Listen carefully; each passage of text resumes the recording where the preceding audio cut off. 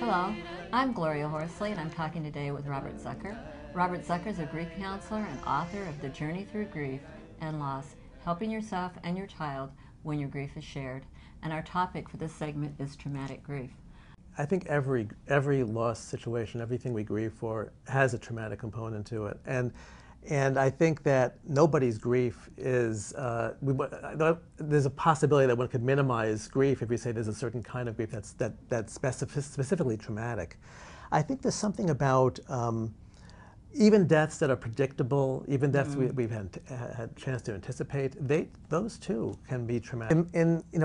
I've had a lot of personal losses, as I think all of us have. I grew up in a family with my grandmother who was grieving all sorts of deaths, personal deaths, but also the Holocaust deaths that were quite extensive in our family.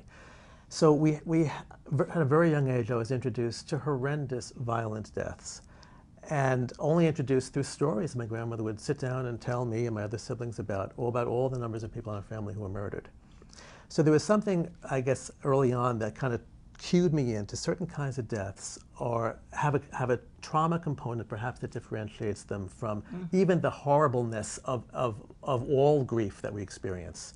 So there's something as we could say about, maybe we could say the situation that presents itself may have a particularly traumatic component to it. The circumstances that we associate with the actual event in and of themselves are traumatic in nature, so that would compound, perhaps, the griever's experience. One of the challenges that we have with certain types of grief that have a trauma component to them is that we may find ourselves unable to connect to memory, because the memory of the person who died might trigger an avoidance, because we can't enter into the memories associated with the event itself. Something terrifying about the actual death itself that interferes with memory work. What do we do with the traumatic grief? Yeah, what do I do about it? Well, I think people who experience traumatic grief have lots of options. First of all, most people who experience traumatic grief learn to survive and live well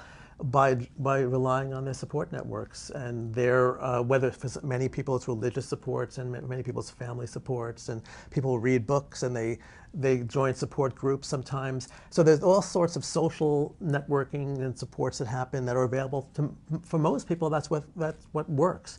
There is a subset of people who can really benefit from bereavement support from a professional, and that might be a person who somehow doesn't have the availability to the networks that many people have, or for various reasons their reactions are so difficult, overwhelming, and debilitating that there can be benefit from a professional.